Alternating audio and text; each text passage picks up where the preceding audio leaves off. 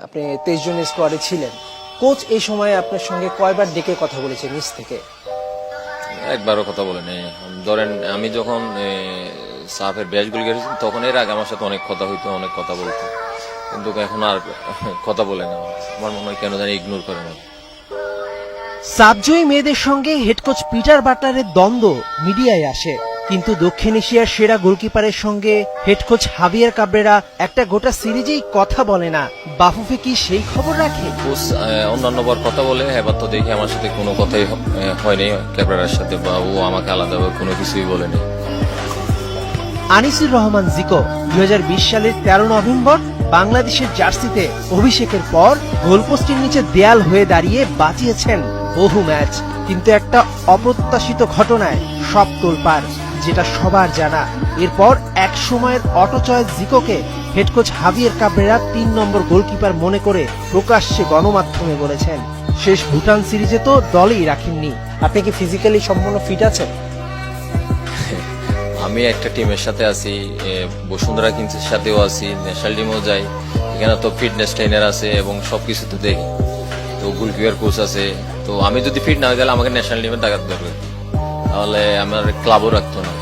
আমি আর জায়গায় আমি 100% ফিট। আমরা জানি যে একটা অঘটন ঘটেছে, সেটার জন্য আপনারা ক্ষমাও চেয়েছেন এবং সেখান থেকে অনেকে দারুণভাবে কামব্যাক করেছেন, তার সাথে কথাও হচ্ছে, সবার সাথে সম্পর্ক ঠিক হয়ে গেছে, কিন্তু আপনার সঙ্গে কেন হচ্ছে না?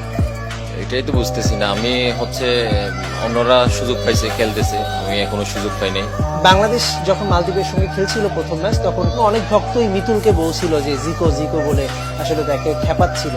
এই জিনিসটা আপনি কিভাবে দেখেন? হয়তো বা আবেগে ওরা হয়তো বা আমার নামটা ধরেই জিকু জিকু বলে চিল্লাচ্ছিল। আর এটা মনে হয় মিতুলের একটু আরো নার্ভাস হয়ে গেছিল। এমন কোনো যাতে ক্ষতি না হয়, দেশের যে দায়িত্ব পালন করতে সে যাতে মাঠের পারফরমেন্সটা ঠিকভাবে করতে পারে, এটার জন্য একটু সতর্ক থাকতে হবে। সম্প্রতি ভুটানে এএফসি চ্যালেঞ্জ লিগে বসুন্ধরা কিংসের হয়ে একাধিক ম্যাচ খেলে আসেন জিকো। কিংসের কোচ নুরুজ্জামান নয়নের কাছে জানতে চাই, জিকোর পারফরম্যান্স সেখানে কতটা আপ টু দা মার্ক ছিল?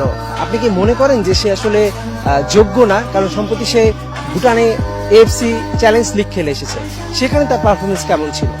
ডেফিনেটলি একটা কোচ যখন একটা প্লেয়ারকে পিক করে, তো তার পারফরমেন্স দেখে পিক করে। এবং আপনি জানেন যে এফসি চ্যালেঞ্জ লিগে জিকো একটু অন্যরকম, অনেকদিন পরে একটা ভালো কিছু ম্যাচ খেলেছে। সো ডেফিনেটলি তার যোগ্যতা দিয়ে সে ন্যাশনাল টিমের সুযোগ পেয়েছে। এই এক বছরে জিকো নিজেকে ভেঙে চুরে গড়ার চেষ্টা করেছেন। মিতুল মার্মা কোচের দৃষ্টিতে বর্তমানে সেরা গোলকিপার হলেও জিকোর বিশ্বাস, জাস্ট একটা ম্যাচ খেলতে পারলেই নিজেকে প্রমাণের জন্য যথেষ্ট। আমার এখন কনফিডেন্স লেভেলটা আমি মনে করি আগের মতোই আছে।